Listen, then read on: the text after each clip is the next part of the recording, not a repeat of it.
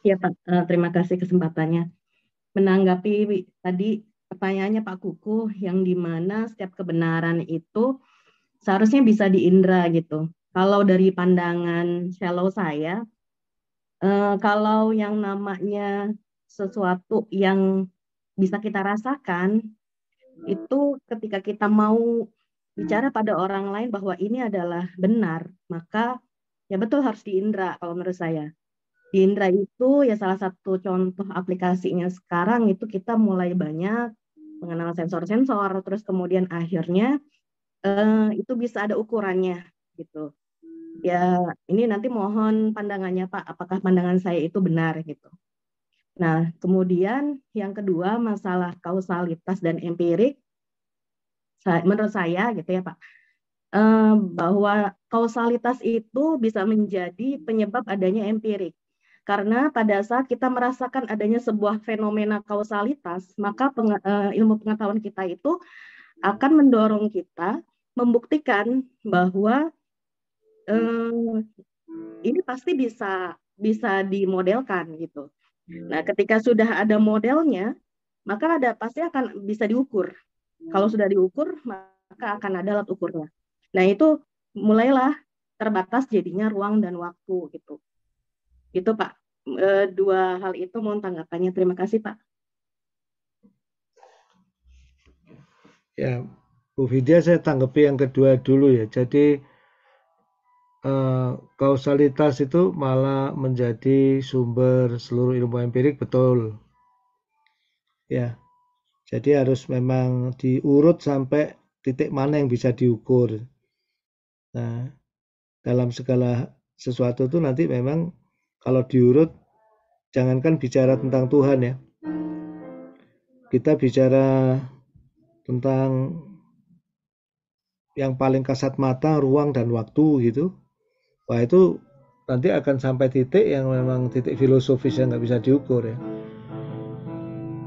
Nah, jadi memang dengan kausalitas diurut bagaimana yang lebih praktis, dibatasi masalah supaya bisa kita lebih pahami, bisa kita pertajam kebenaran itu sampai tujuannya itu tadi. Kenapa sih kita ngukur-ngukur dan lain-lain? Supaya bisa dimodelkan. Tujuan berikutnya adalah supaya bisa kita prediksikan, bisa kita manipulasi gitu. Jadi salah satu kekuatan sains itu memang yang membedakan dengan ilmu-ilmu metafisik itu dia prediksi gitu ya. Makanya sampai sekarang kalau diomong kapan kamu akan mati itu, kapan manusia akan mati itu masalah metafisik ya. Jangan dijawab itu. Tapi kalau misalnya kita dibilang ini bulan kapan dia menjadi bulan baru, nah itu ilmu astronomi manusia sekarang ini luar biasa ya, luar biasa sekali ya.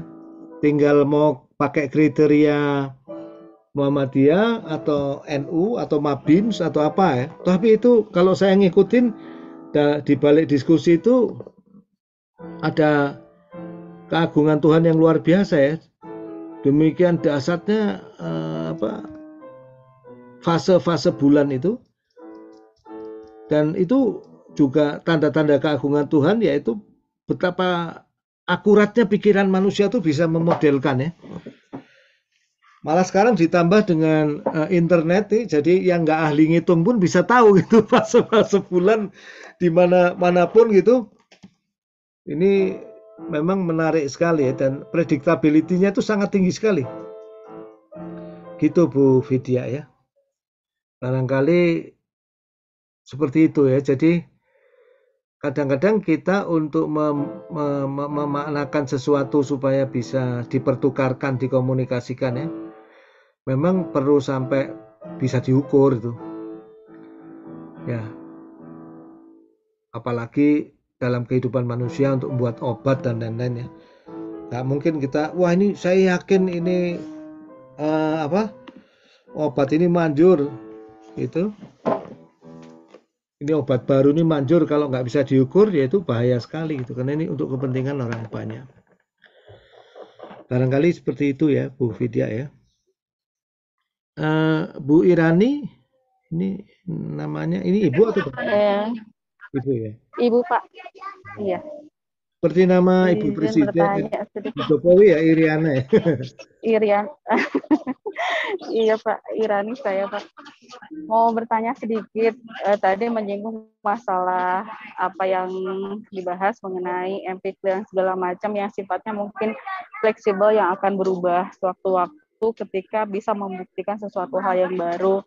Kemudian tadi juga dibahas mengenai sesuatu hal yang absolut gitu, Pak. Nah, ketika sesuatu hal itu terjadi dan bisa dibuktikan, kemudian seperti tadi pada ilmu astronomi yang kemudian bisa digunakan setiap waktu dan kita anggap bahwa nilai kebenarannya itu sudah sangat tinggi. Apakah hal tersebut bisa masuk ke sisi absolut yang tadi disebutkan? Apakah ada sisi lain dari bentuk absolut dari bentuk pembuktian dalam sisi empirik pembuktian yang seperti itu, Pak? Kalau misalkan sudah bisa dibuktikan dan segala macam, ada nggak hal yang bisa dikatakan bahwa itu adalah absolut gitu, Pak? Ya, ini ya. Menurut saya sih, selain yang mutlak itu ya nggak absolut. Seabsolut apapun kan relatif ya. Kayak misalnya ketelitian perhitungan bulan dan lain-lain ya. Ya itu semua kalau dilihat dari mekanika relativistik Einstein ya jadi relatif lagi.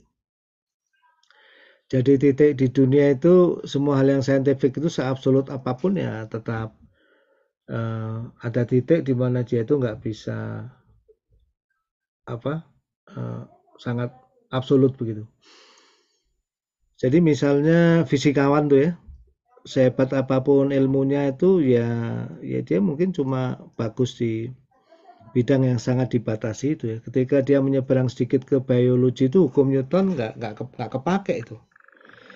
Makanya kalau kita nyeberang ke kedokteran tuh hukum Newton, teori elektromagnetik dan lain-lain itu nggak terlalu efektif digunakan di sana. Tapi perlu pendekatan yang lain ya. Jadi kalau kita mencoba membahas secara lebih luas ya, kata absolut, mutlak.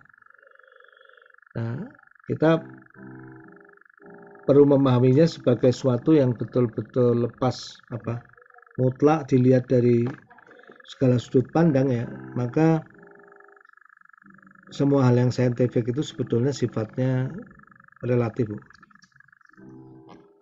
Barangkali gitu, Bu ya. Iya, baik Pak. Jadi memang sebetulnya tidak ada yang betul-betul mutlak ya Pak.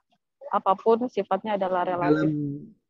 Dalam ranah saintifik itu semuanya relatif. Dalam pemikiran manusia juga semuanya sifatnya relatif. Dalam penafsiran kita semuanya sifatnya kan ya relatif, karena kita mikir apapun ya masih tergantung pengalaman kita ya.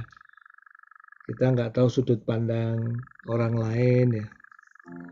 Sudut pandang, entah mungkin dulu di dunia itu pernah ada suku yang sangat maju yang dia punya kerangka sains yang mungkin beda sama sekali, bisa terjadi juga ya. Ya, kayak sampai sekarang saya nggak terlalu paham itu hipnotis gitu ya. Saya lagi tertarik ke pesulap merah, kan dia bisa memfalsifikasi perdukunan dengan sangat mudah ya.